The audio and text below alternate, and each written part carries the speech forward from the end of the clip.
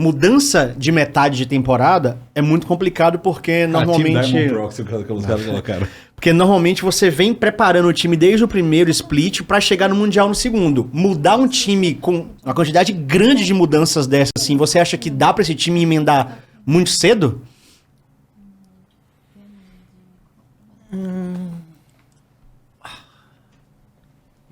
물어보세요. 만약에 본인들이 저라고 생각해보세요. 본인들이 이제 로스 헤드코치예요.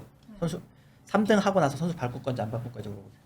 Ele quer fazer uma pergunta pra vocês. Claro. Se vocês estivessem no lugar dele e fossem coach da Los Grandes, dado o resultado do primeiro split, antes, por exemplo, acho que a Los ficou em terceiro? Terceiro. Ficou em terceiro. Antes de começar o segundo split, vocês trocariam algum jogador, sim ou não? Trocaria com certeza. Com Yes. certeza também. Sim.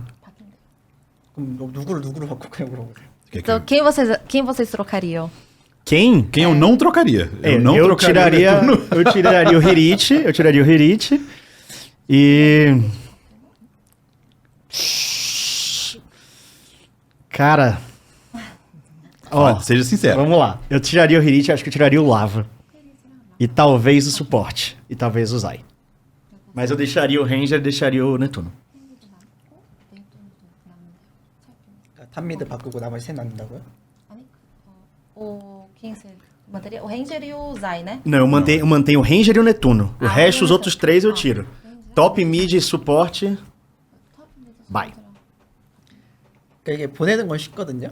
근데 이제 그럼 보내고 나서 누굴 데려올 거냐 이게 문제라고요. 이게 쉬워요. 저는 5명 다 자를 수 있어요.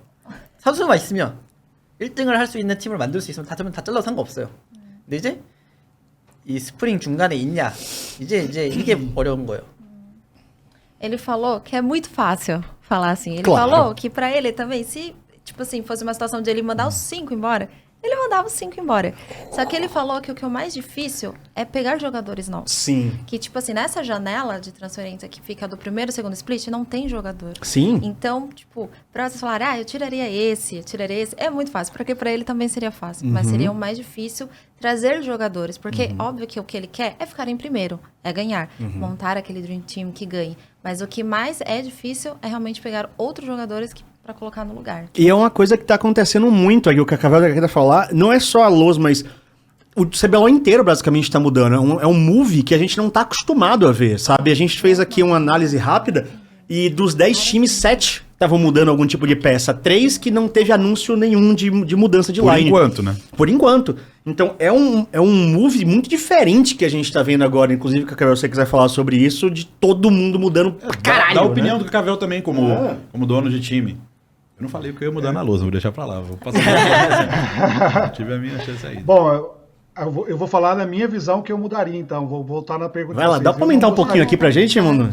Dá um gazinho. Eu mesmo. Peraí, Cavel, só pra gente ouvir Tá com ótimo, mais- agora tá ótimo, pode ir. Beleza, eu mesmo sou um cara anti-mudanças e eu não queria as mudanças, né? Foi até assim, a gente passou uma semana discutindo, eu e o Stardust, a respeito de ter ou não ter mudanças. Passamos a semana testando o Ranger como suporte, até com o Enel do Academy jogando no time.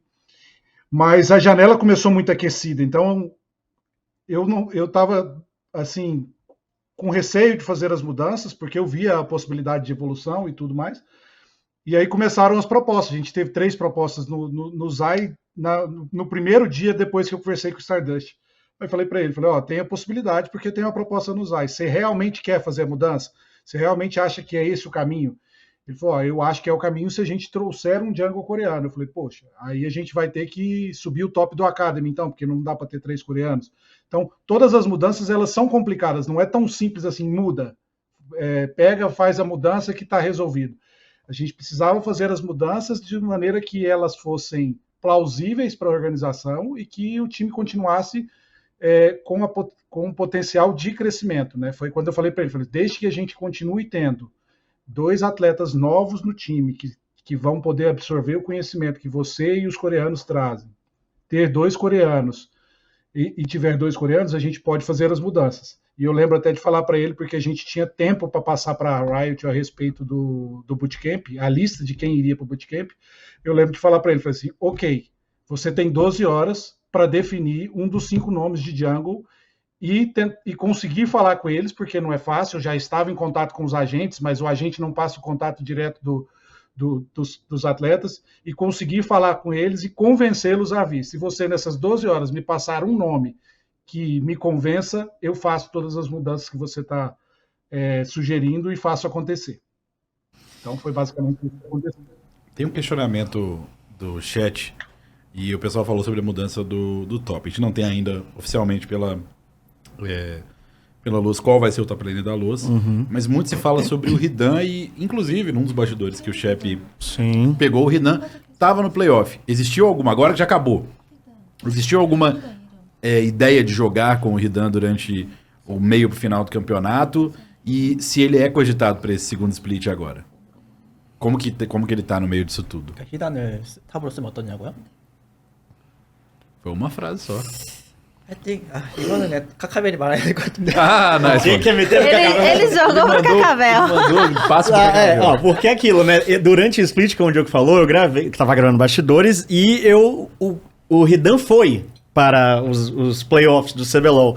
E eu perguntei pra galera por que ele tava lá, né? Aí o Neck meteu um politiquês lá, de dar rixa pro menino, acompanhar, dererê. E o que a gente sabe é que o Hirit está fora agora. A gente não abordou esse tema ainda, né? Mas vamos falar sobre isso aqui. Mas do fundo do coração, Cavel, tipo assim, existiu a realidade de trocar o Hirit durante o campeonato?